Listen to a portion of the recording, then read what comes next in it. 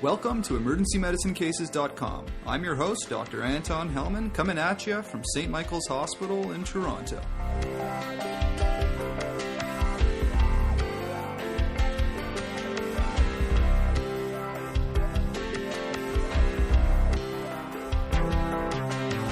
I'd like to welcome you all to two very special guests we have on the episode today. Dr. Margaret Thompson is an emergency physician at St. Michael's Hospital and the medical director of the Ontario Poison Centre at the Hospital for Sick Children.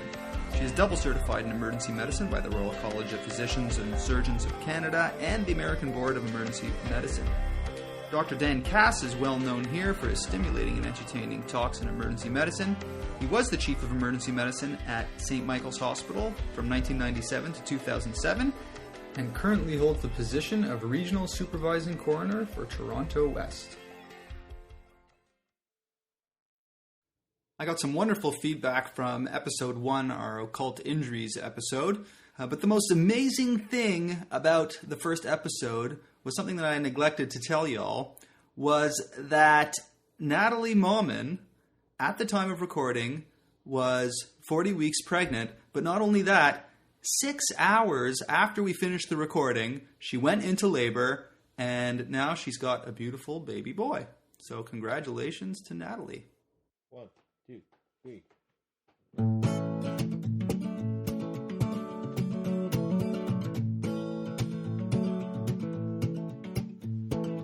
Who's my pretty baby? Who's my pretty little baby? You're my pretty little baby. Hey, hey, pretty baby. Hey, hey, pretty baby. Ho, ho, pretty little baby. You're my pretty little baby. Hey, hey, pretty baby.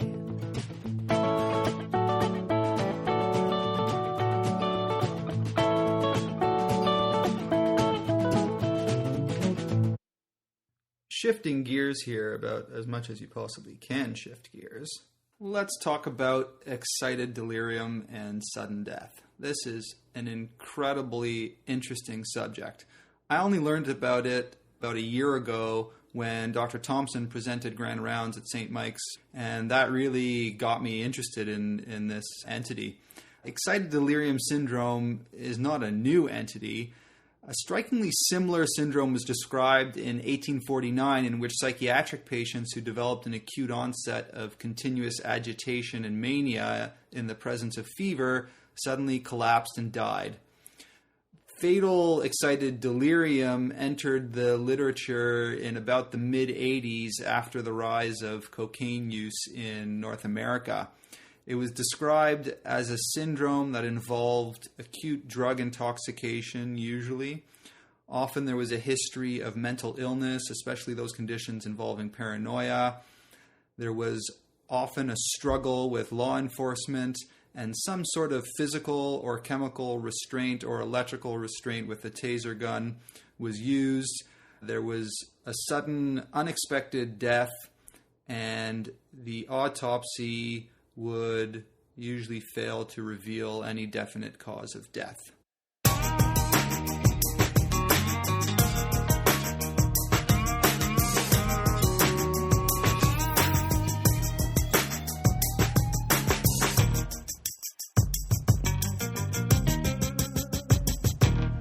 Rosens has a total of about one sentence on excited delirium syndrome, despite the fact that although it's very rare, it's treated almost exclusively by emergency doctors, and it's associated with a high morbidity and mortality.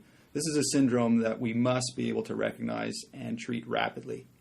In the medical community, this is our syndrome to treat. So let's jump into the first case here.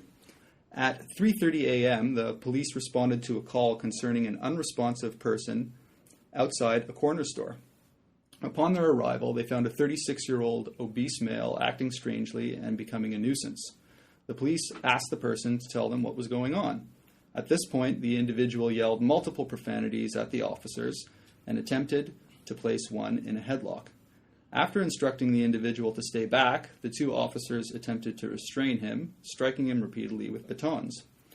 Although knocked to the ground by the police, the individual continued to struggle and resisted verbal orders and physical attempts to place his hands behind his back.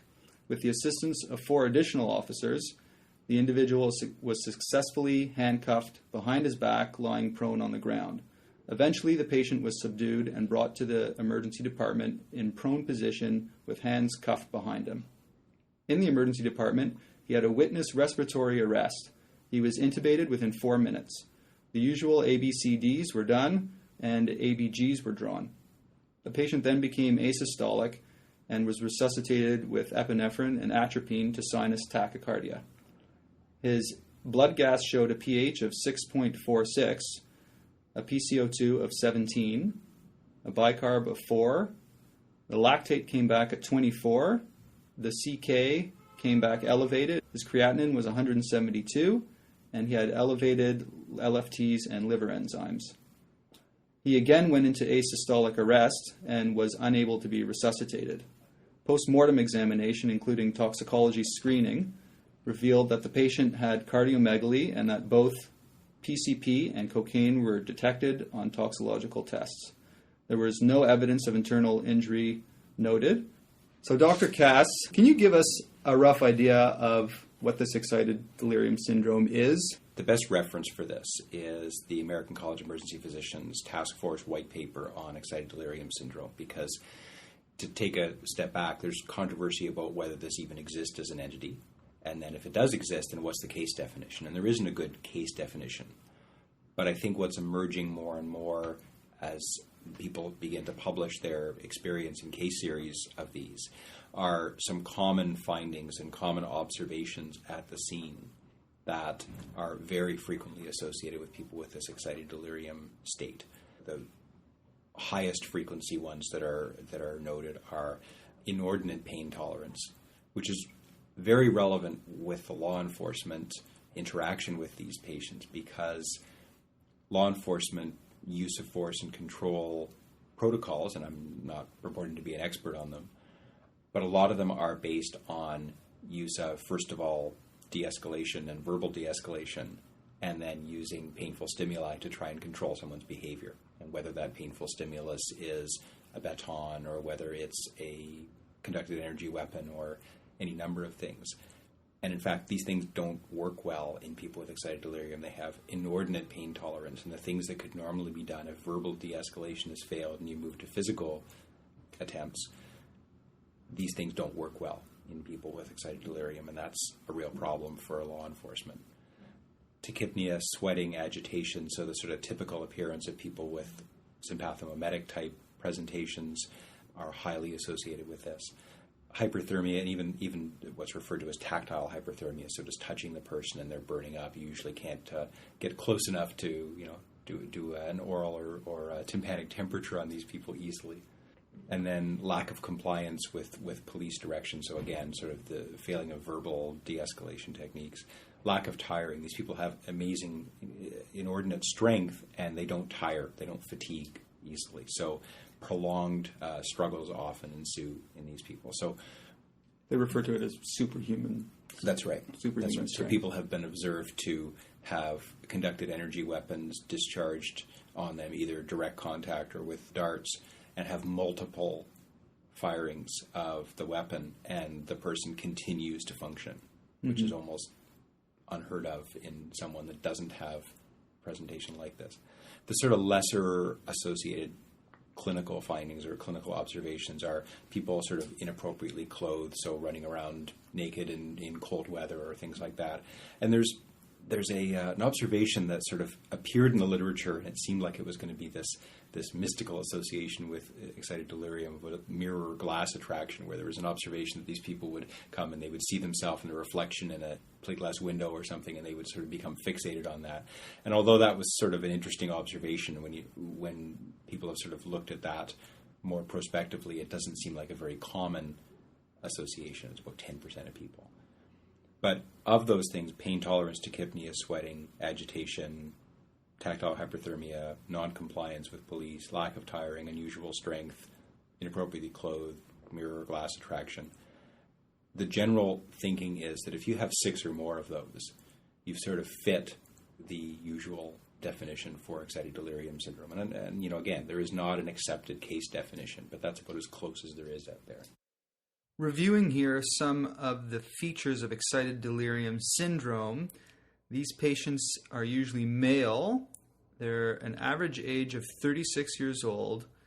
There's destructive or bizarre behavior generating a call to police with a suspected or known psychostimulant drug or alcohol intoxication. They have a suspected or known psychiatric illness. There's often nudity or inappropriate clothing for the environment. There's a failure to recognize or respond to police presence at the scene.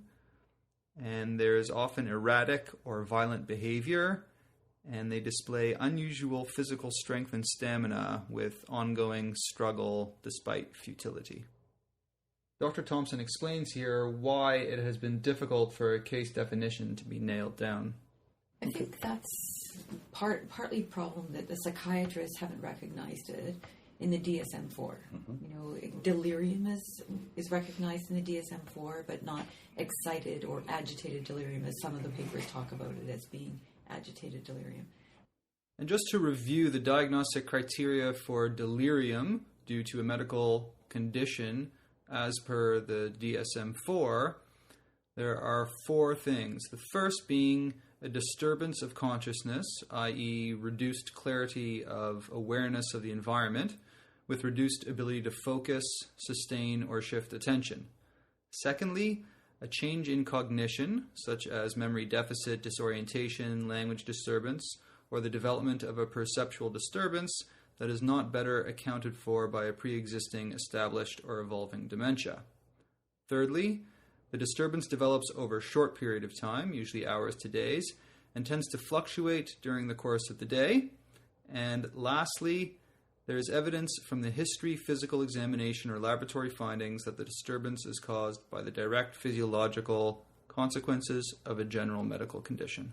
The psychiatrists haven't adopted this definition, but it doesn't mean that it can't be a clinical entity that emergency physicians adopt, or as the white paper and written by ASAP has pointed out to emergency physicians, you need to be aware of this syndrome because sometimes they might make it to the emergency department, whereas most of the time they die in the field. Or sometimes you might be dictating to the paramedics in the field and giving them orders as to how to care for a patient who has collapsed in the field. So the emergency physician has to be aware of this syndrome because of that. As far as you know, is ASAP the only organization that's sort of accepted this as a syndrome? It's not the only one. The American Medical Association and the International Classification of Disease have not included the term. There are some organizations, the National Association of Medical Examiners, have accepted that as a diagnosis. So part of the conversation we were having earlier was whether it's a cause of death or whether it could be listed as a cause of death. The Association of Medical Examiners in the United States have accepted that this is a real entity, and you could certainly include that either in the cause of death or in the statement of what the findings are leading up to a death, that that's an acceptable term. Okay, so we're going to be hearing a lot more about this I think so. in the next few years. So you were mentioning that the patient has this sympathomimetic drive.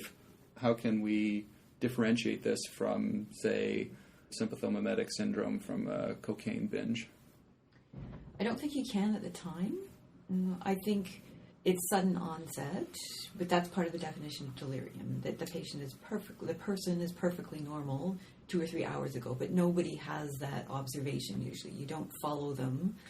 And using crack cocaine or using cocaine hydrochloride or using some of the other sympathomimetic drugs are also sudden onset of symptomatology. Is it a cocaine intoxication or cocaine effect is usually mild sympathomimetic. And, they feel a high, they get a bit tachycardic and hypertensive and get big pupils, but continue to function relatively normally. They don't get the sudden onset of this paranoid, abnormal behavior.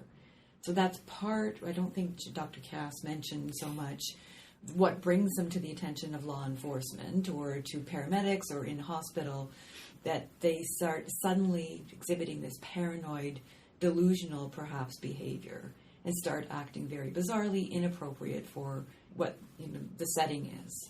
And whether that be wearing no clothing in the middle of winter, or whether it be walking in and out of traffic, or brandishing umbrellas in a mall as if they're swords, that kind of bizarre behavior is sudden onset and part of might make me think more of excited delirium as compared to cocaine intoxication. The cocaine intoxication patient tends to act normally, although they're having a good time. When you get to cocaine overdose, then you're getting to a point where your patient has extreme symptomatology of cocaine effects, so very sympathomimetic, maybe severely hypertensive, collapses because of the sodium channel blockade effect of cocaine, not because of the sympathomimetic effect of cocaine. So there is a continuum. In most settings, there is a drug involved in excited delirium, but not in toxic amounts. So yeah, we find that there's been a recent use of cocaine. In blood work or in urinalysis, you find cocaine parent, which you rarely find in a patient who comes in with cocaine chest pain. It's already been metabolized. So usually a history or an evidence of recent use of a drug, but not in toxic amounts, not the kinds of levels that we're expecting to see if somebody dies from just cocaine overdose or PCP overdose or whatever it is. Because these tend to be chronic cocaine users. Right, who have now just used. But not used to the degree that, say, someone who would die from cocaine overdose.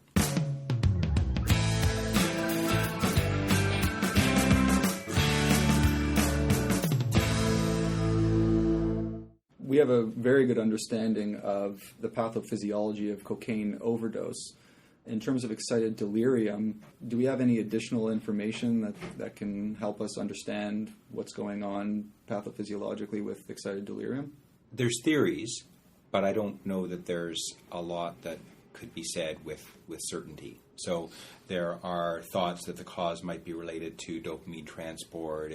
There might be some sort of predisposition in some individuals to this syndrome because of a deficiency in dopamine transport. But there really isn't a lot, that I'm aware of. I don't know, Dr. Thompson may have some other information from the toxicology side of the world, but there's not a lot that I'm aware of that's definitive on what makes people that get excited delirium syndrome, and certainly the subset of those that die, what differentiates them from everyone else. I think there's certainly this theory about the dopamine transporters, and that applies certainly to cocaine, because cocaine use does block dopamine reuptake. So that's as part of how cocaine works. There's many mechanisms by which cocaine works, but that's one of the things. So if you can't reuptake your dopamine, you end up with dopamine depletion, and then a number of the different, signaling in the brain that, where your dopamine is important, doesn't function temporarily while you're high on cocaine. If you use it chronically, then you're going to get more of these transporters, so trying to get the dopamine back into the neuron to save your dopamine made, just as an adaptation to chronic cocaine use. Why is it that certain individuals then have this response to the next cocaine use? Is there a genetic predisposition that some patients will not be able to increase dopamine transmission? Is really what's happening, we think, at some level. But that's a mechanism that may be consistent with cocaine. It actually might be consistent with some of these chronic schizophrenic patients who have withdrawn from their schizophrenic medication, their antipsychotics, etc. So that's another population of patients. That's another population in excited delirium that might be prone to this syndrome. Right, without any drugs on board. Without any drugs. Okay. Usually in the setting where they have withdrawn voluntarily because they don't believe their drugs are helping them, so they stop taking their antipsychotics. In that population, dopamine may be responsible for their symptomatology as well. But there's also PCP patients that have been, have had this syndrome, and there are amphetamine-induced excited delirium syndromes. And dopamine doesn't work, isn't so much of an issue in those particular patients. So, or, given the mechanism of the action of those drugs. So there's got to be some other unifying theory as well. we do know when they do get to an emergency department that they have high lactates, like your patient was described. They got low bicarbs. They actually have increased these heat shock proteins as well, because they're all very hyperthermic. Often temperatures aren't measured, and when you see a case report in the literature, but for the most part, they're all very hyperthermic. When you look at the numbers overall, I mean, in the white paper from ASAP, they make reference to an as yet unpublished body of work out of Alberta, where they looked at people that had these encounters with law enforcement. It was only a small subset of them that manifested excited delirium, and only a subset of those that end up dying. And so there's something that happens in those people that are more susceptible in some way and manifest the signs and symptoms of excited delirium, and again, the smaller group that die. And whether that's measured well or reflected well in heat shock protein levels, or microscopically, when they look at the striatum in the brain, there's a change in their dopamine transport receptors present.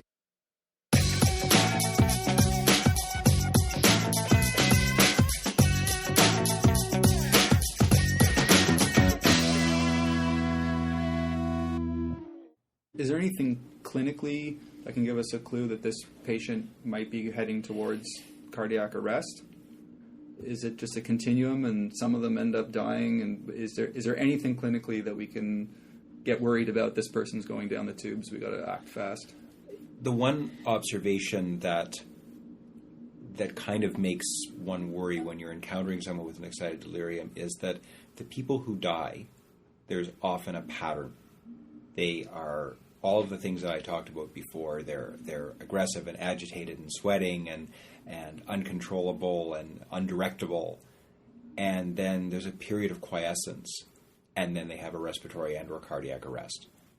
And there seems to be this pattern in most people. It's uncommon to hear reports where someone is agitated and well agitated drops. It's far more common to hear that they're agitated, then they calm, and then they have a respiratory or cardiac arrest. Generally, how long is that period of quiet? From my experience, it's been less than a minute. Yeah. So it doesn't give you much time to worry. Obviously, when you see them suddenly, they're not struggling anymore, that's the time you really got to get vitals there, but it's probably too late. Once that happens, my experience with all of the cases I've been involved with has been it's less than a minute that they suddenly become quiet, and then their vital signs absent. So it doesn't give you much time to get that IV into the patient.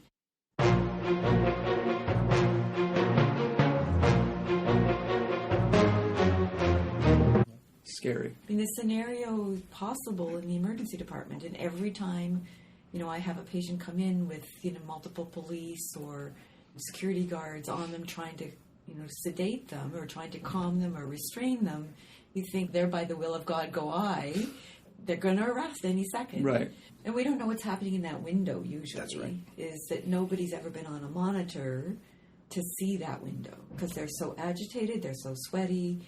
You can't get close to them enough to get them on a monitor, to get a blood pressure, to get a heart rate, because they're still fighting. And a cardiac monitor is not going to stick to them because they're sweaty. The leads are falling off. It's a very difficult clinical scenario. My understanding is that we assume that most of these deaths are bradyasystole. Well, certainly that's part of the observation, and that's a little puzzling because when you think about people being hyperadrenergic and agitated and then having a cardiac dysrhythmia, I think most of us would sort of assume that they went into ventricular fibrillation or pulseless ventricular tachycardia. Mm-hmm. But in fact, when a rhythm is observed, and Dr. Thompson's correct, oftentimes there's no rhythm observed because they're not on a monitor. But when a rhythm's observed either immediately after or after a short period of resuscitation, it's most commonly a bradydysrhythmia or asystole. Right. I can explain it pathophysiologically that cocaine is a sodium channel blocker. Mm-hmm. Right? So as your concentrations of cocaine get high enough, or the duration of time that you've been on the cocaine is long enough, you get complete depletion of your norepinephrine and your dopamine because you can't reuptake it, and MAO still works in the synapse and is breaking down your norepinephrine and your dopamine. Do you get to a point where all of a sudden you needed one more molecule of dopamine to sustain your blood pressure and it's now gone, or of norepinephrine and it's now gone, and that's why they have this bradyarrhythmia? Your sodium channel is widened out, is completely blocked as well. Your QRS is widening out, and so you become wide QRS to the sine wave to asystole. Is that what's happening? Nobody knows. We don't know because yet. we haven't had them on the monitor long enough. There is another observation, and I don't think it's 100%, but the patient that you really need to worry about is the one who is overweight. Most of these cases, these are very overweight individuals that seem to have had an excessive amount of activity. There is a pursuit before they are able to be subdued enough to bring them into, at least into the back of an ambulance, or the back of a police car, or into the emergency department. And so there is that adrenergic surge as well in an overweight person who may not be used to that kind of level of activity. Mm-hmm. That would make me far more concerned about that being a progression of your disease than in someone who is usually fit. The other thing that is often found at autopsy is evidence of chronic abuse of the drug, and that there may be some, the myocardial hypertrophy, mild hypertrophy, or contraction band formation that are associated with chronic cocaine abuse. The cardiomegaly that was found in this particular case is consistent with just chronic cocaine abuse. Yes. Cocaine all around my brain. Hey baby, won't you come here quick? This old cocaine is making me sick. Cocaine all around my brain. I guess the one message from this for law enforcement personnel, pre-hospital care providers, and even people in the emergency department setting is these people represent people with a medical emergency. I think you alluded to that before. This is a medical issue. It's not sort of a behavioral, judicial issue. These are people who are at high risk for bad things happening to them.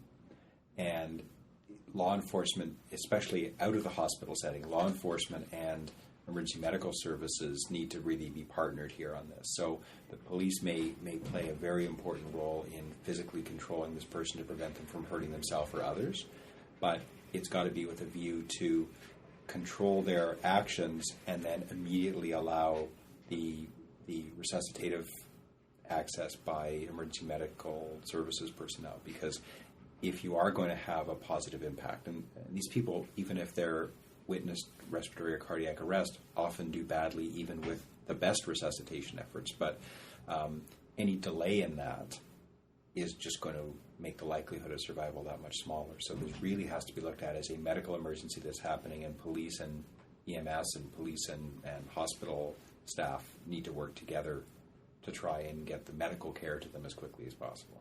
Come together right now over me.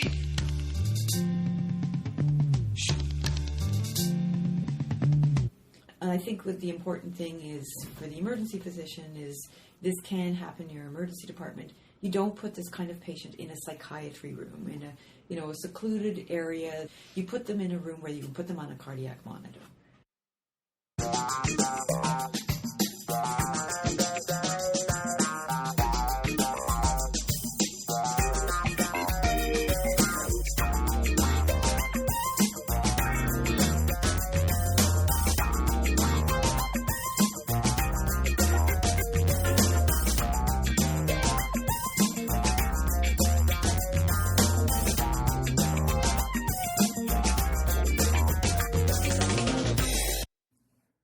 This month, I thought I'd do the quote of the month halfway through the program, and this is a great one from William Osler. It is much more important to know what sort of a patient has a disease than what sort of a disease a patient has.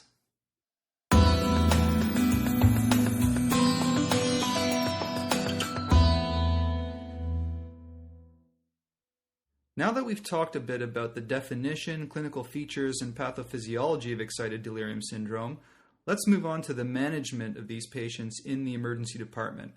The next case will bring out some of the key management issues. All right, let's go on to case number 2. This is a 32-year-old man with a known history of schizophrenia who is brought to your emergency department by the police. The police report that they received a call from a neighbor in the apartment building regarding a disturbance. The patient was found in his apartment completely naked, running around and screaming about God and space. There was urine and feces on the floor and empty pill bottles labeled Zyprexa and citalopram dated from 6 months prior. The patient was handcuffed without struggle and brought to the emergency department by 2 police officers.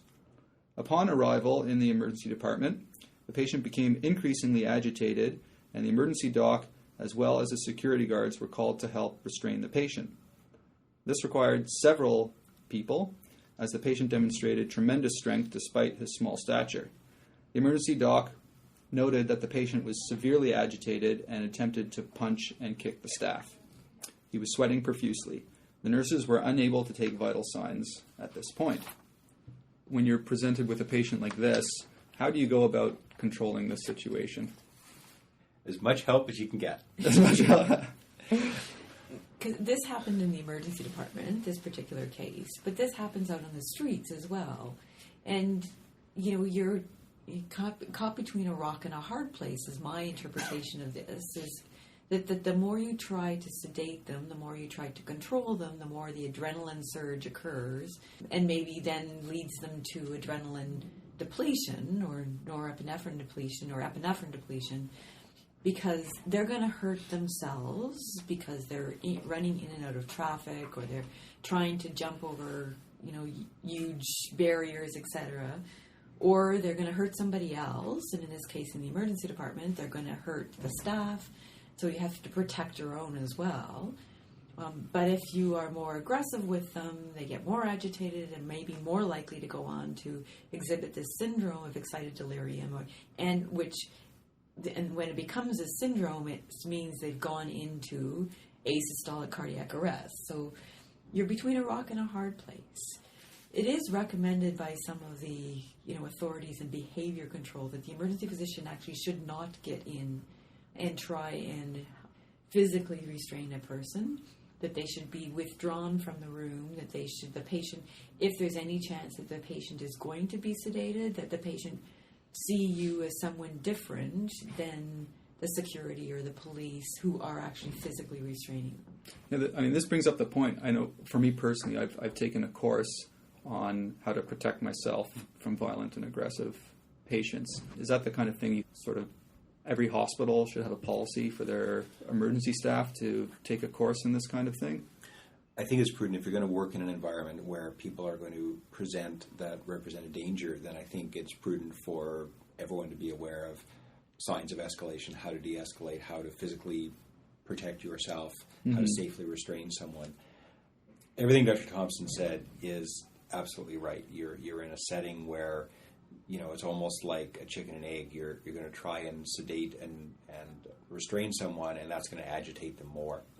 I think the one thing that does seem to be true when you look at the white paper and some of the studies is oftentimes people that have bad outcomes have had a prolonged struggle, whether it's with police, security officers, with people in the emergency department. And the prolonged duration of it is probably a bad thing.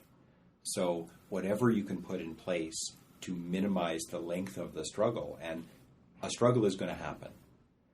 The question is, how can you make it as short as possible before you gain control of them and can intervene pharmacologically? Whether it's at your hospital, coming up with a code white protocol of some sort so that you can get, even small hospitals that don't have a lot of security staff or any security staff can put protocols in place where, all hands that are available can come and assist with controlling someone and shorten the duration. Because if you have someone who is struggling to the degree that these people often are, 2 people restraining them is going to take a lot longer than 8 people restraining them. So you can minimize. So the more people, the better.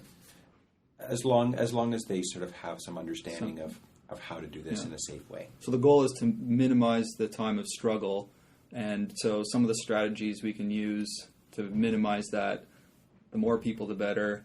We want to try and get medications in as soon as possible to control them. And generally, in excited delirium, contribution of positional asphyxia, I understand, is controversial. Probably negligible. Probably negligible? Okay, because a lot of the, anti-law enforcement people like to blame a lot of these deaths on positional asphyxia and are therefore blaming law enforcement for a lot of these deaths. As well as tasers, as well as pepper spray, etc. But those have been, for the most part, shown to not contribute to the death in these cases. We alluded before to the fact that there really isn't good evidence out there that the position in which someone was restrained makes a difference, despite the fact there was certainly a thought that prone restraint might make things more likely to turn out badly. I'm not sure that's really panned out in any sort of evidentiary way. I think what's probably reasonable to say, though, is in the process of restraining someone, you have to make sure that they're not being impeded from breathing, whether that's with compression of the neck or having a lot of weight on the thorax so they can't breathe, because one of the things that we know is happening is they're acidotic. So not allowing them to breathe and to compensate for their metabolic acidosis is a bad thing. But I think restraining them so that they are supine as compared to prone is important, because you need access to the patient as well, to their airway if it goes, etc. In this case, the patient was placed in 4-point restraints after great difficulty with continued struggle. He was immediately given 5 milligrams of Haldol and 2 milligrams of Ativan IM, and the nurses were able to do some vital signs. His heart rate was 154, blood pressure was 195 on 135, respiratory rate was 32, oxygen saturation was 100%, and his temperature was 38.9. On further physical exam, his GCS was 13, pupils were dilated, his skin was warm to touch and wet with sweat. There were no track marks found on the patient. There were no signs of external trauma, and his chest and cardiovascular exam were grossly normal. We've got this patient now who is restrained. You've given some Haldol and Ativan too. What would your next step be? I would step back and say that I would not have used the Haldol. I would only use benzodiazepines, because for the most part, you have not yet been able to get vital signs, get them on the monitor, get IV access to these patients. I have been unable to find in the literature any references to case studies where a patient has ever died from a single IM dose of a benzodiazepine. I think it's way safer than giving them Haldol. Haldol and droperidol have a very low incidence, but potentially there for prolonged QT syndrome, and going on to have torsade, and then precipitating things that are worse than you're already dealing with. So I am very reluctant to use those medications. Are there any other options in terms of medications? The white paper suggests that you could use ketamine, that an IM dose of ketamine would have a relatively short onset of action. But there are also, potential downsides with ketamine, not just the emergence, is a laryngospasm and such that you would then get into more trouble with, because you've got a patient who has no IV access, etc. yet. So I would also be reluctant to use ketamine personally. I think that the benzodiazepines are far safer. The problem with that, though, is that we're not dealing with what might be the underlying pathophysiology. This patient that you're describing sounds like a sympathomimetic overdose patient, but the differential is quite wide, as we talked about. Benzodiazepines are never going to hurt that patient. The other, two medications that we alluded to could. We were joking before about throwing a dart of midazolam or from across the room if you can't get to the patient. Actually, I was thinking it should be on the taser gun, so that it could at least, instead of an electrical shock, it should be a midazolam injection that goes, attached to a long wire so that you don't lose your dart. Right. And if we're going to progress to, excited delirium, and this is part of, if this is particular excited delirium patient, we're not addressing what might be the pathophysiology, the horrible lactic acidosis, the hyperthermia that the patient has, or the dopamine transporter syndrome. What we do with benzodiazepines is we decrease further sympathomimetic output. So we're blocking, we hope, some of the sympathomimetic outflow just by a central anxiolytic sort of effect.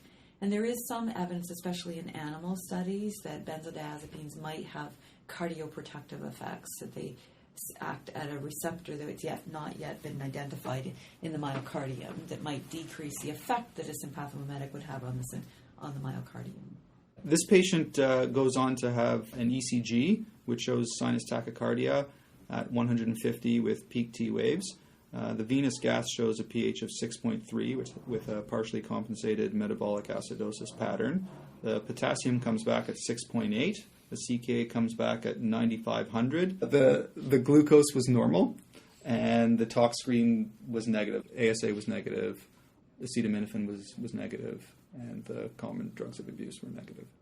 I think we can think about the management of these patients in three spheres. Is one, to control the agitation, and then next to deal with acidosis and address the hyperthermia. The degree of acidosis in some of these patients seems almost incompatible with life. I mean, I don't think I've ever seen a pH that low in any patient. And that may be, I mean, we talked before about how it's hard sometimes to come up with what was exactly the mechanism of death, let alone sort of the cause of death, but what was the mechanism of death? Why did this person die where another person didn't? And it may come down to things like the degree of acid-base derangement that's there, because that's not something that we can measure readily in the postmortem, because it obviously changes after death. So unless those measurements are done ante-mortem in those that do go on to die, it's very hard to know afterwards what was the precipitating event or mechanism that caused this person to die where someone else presented very similar lives. Let's say we don't have the blood gas back yet. Mm-hmm. If you see someone who's got this huge sympathomimetic drive clinically, and you can see that they're breathing really fast and they look acidotic, do you ever give bicarb on spec?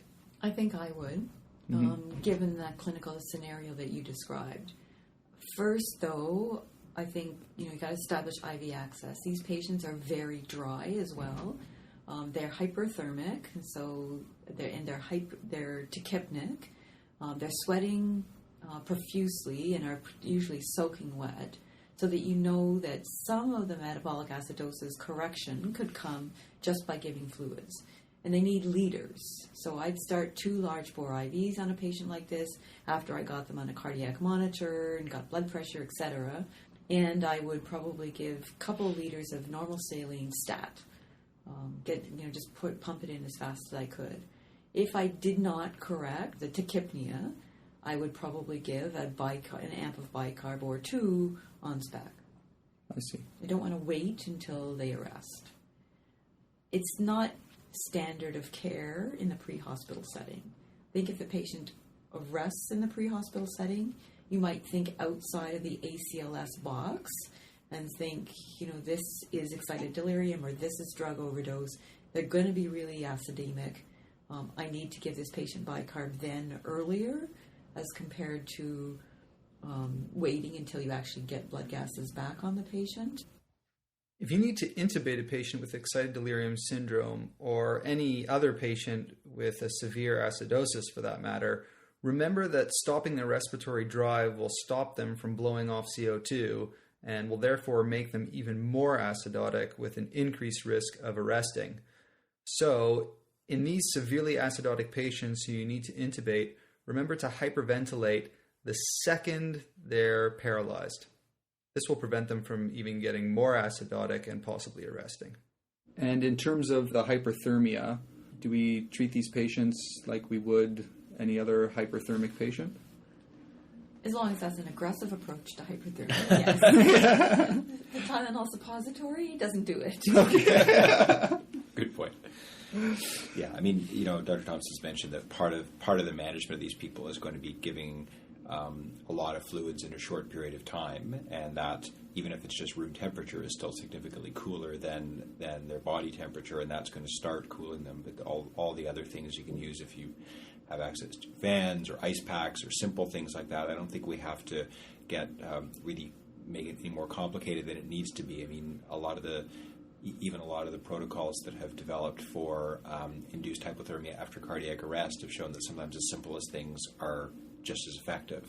So, a couple of ice bags and a fan and some cold IV fluids will go a long way to start cooling these people. Mm-hmm. I think it's just that you have to recognize that they are going to be hyperthermic. Yeah. Get that temperature. It's part of your resuscitation in these patients. But that can be the life-threatening thing. These patients, as you alluded to, this man had a huge CK, 95,000. That didn't develop in, an hour of him being agitated and fighting with him in the emergency department to sedate him. This has been developing over some time. Hyperthermia in itself can lead to more rhabdomyolysis and or DIC. So you're in a really tenuous situation here with this guy, and you have to, like getting his behavior under control, have to get his temperature under control right away. Okay, so the fluids, I guess, are doing three things. They're helping with the hyperthermia, they're helping with the rhabdomyolysis, and they're helping with the acidosis. Right. So in terms of an algorithm here, control the patient's physical behavior, get IV access. First thing you want to do is start fluids, get all your labs, control the hyperthermia, and consider giving bicarb even before the blood gas. I mean, you had evidence here that this guy was hyperkalemic as well, because he had what you suggest peaked waves on his cardiogram. Mm-hmm. I mean, that would be a reason that I would be giving him bicarb as well to shift potassium as a temporary measure. So there are you have some clinical clues that it would be safe to give bicarb to this patient. Some of my reading, I've seen some stuff about using alpha-2 blockers. Like clonidine. Now, we don't have a way of using clonidine other than giving it orally. An alpha-2 blocker would decrease sympathomimetic outflow in the brain. So if it's all sympathomimetic, there may be some benefit for doing that. And the other thing is, taking control of them completely once you get that IV access is propofol. Completely paralyzing them and stopping any further muscular activity to prevent some of the sequelae. Well, that's kind of one of the theories about why the prone restrained, or why restrained at all, might be that last sort of factor before they sort of get quiet and then die. Is that all this sympathetic drive is causing them to hyperventilate, and that's all that's maintaining them with a pH is 6.3, and as soon as they stop hyperventilating the tiniest bit and they drop, another point, that's it. Yeah, that's what I was trying to sort of allude to there. But I'm not sure that there's actually a lot of proof of that theory. It just kind of fits. I mean, it sort of makes physiologic sense, but there's no proof of it. Like no one's ever been able to, get serial blood gases in these people when they're agitated, because you can't get blood gases in people when they're agitated very well. So where do you see the future of research for this? Where should we be putting our money? One of the areas sort of for clinical research on this, I think we're pretty close to having a case definition now that's accepted, or that, it probably wouldn't take much for people to accept a case definition.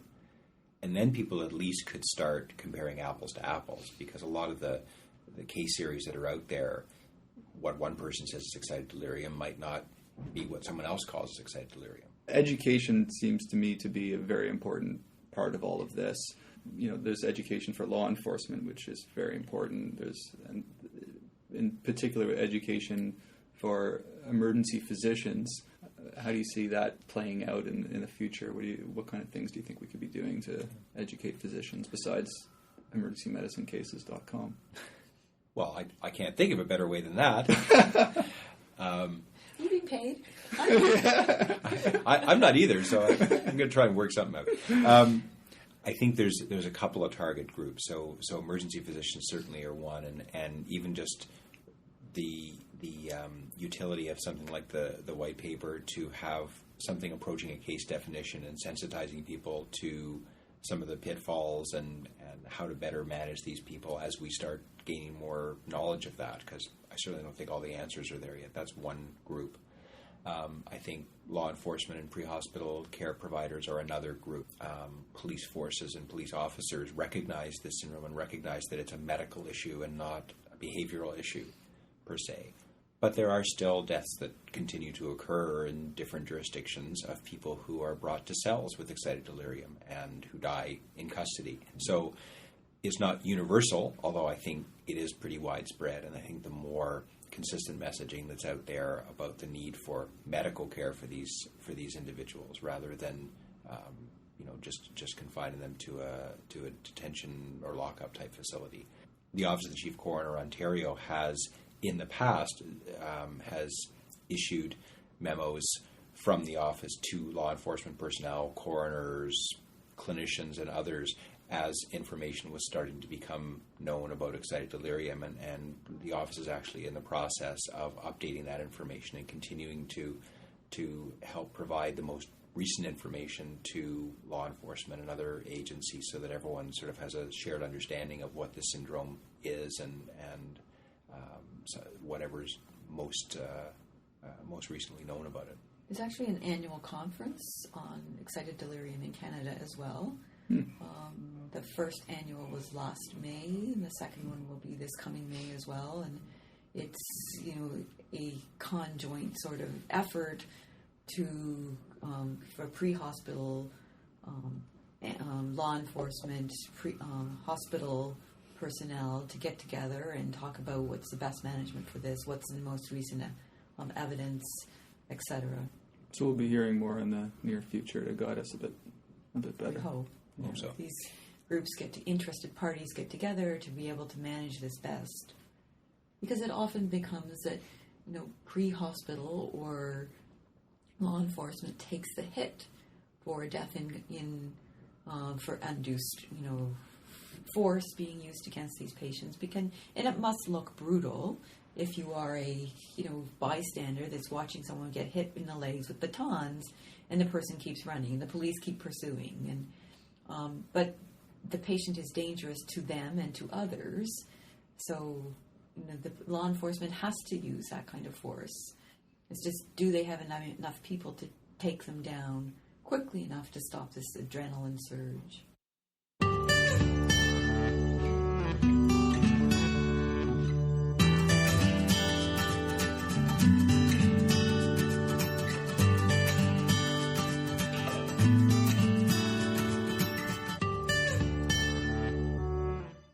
Wow, I really hope I never get a case of excited delirium. It's a tough management case, but after listening to this episode and learning all about it, I feel so much better prepared. Just to review again, the key here is to minimize the physical control time that it takes to administer benzodiazepine to IM as soon as possible, obtain IV access, and give 2 large bore IVs, fluid bolus. That will help with the acidosis, the hypothermia, and the rhabdomyolysis. Consider giving bicarb, which will help the acidosis and the hyperkalemia. And start cooling with simple measures like ice packs and cold saline. Remember, when you're doing your RSI, you want to start hyperventilating immediately and don't give the patient a chance to drop their CO2 even further. Just before we go, though, there's something that's been driving me bonkers that I need to bitch and complain about. So just hear me out for a minute here. As part of its emergency room wait time strategy, the Ontario government is investing more than $82 million over 2009-2010 to reduce the amount of time people spend in hospital emergency rooms. Sounds pretty good, eh? Well, the program known as Pay for Results rewards hospitals for meeting specific ER wait time reduction targets. So through this initiative, hospitals are supposed to focus on shortening the amount of time patients spend waiting in the emergency departments. They're trying to find ways to admit patients to a hospital bed more quickly and to reduce ambulance offload delays. That all sounds fine and dandy. In order for the EDs to get a piece of the pie, though, they have to reach these certain target times for the patients to be discharged or admitted, depending on the level of acuity or their CTAS score. This all sounds great and dandy, but consider for a moment what is happening as we are being pushed to see patients faster, discharge them faster, and consult earlier. What this initiative doesn't take into account, What I think is the most important thing, and I hope we all do, is good quality patient care.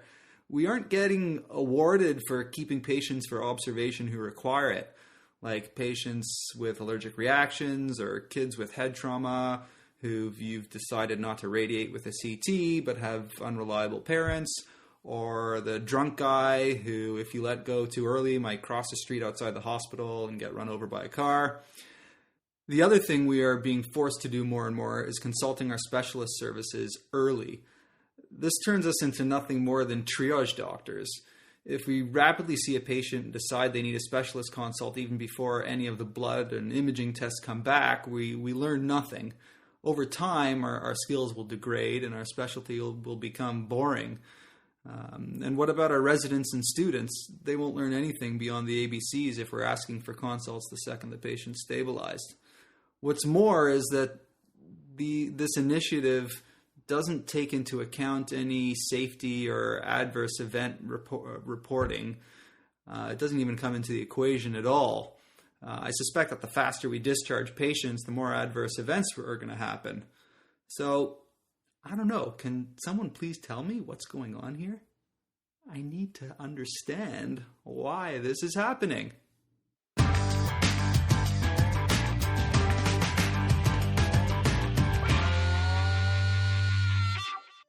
Oh yeah, look at that. It's only 11:20. We act quickly. For Merge Talks.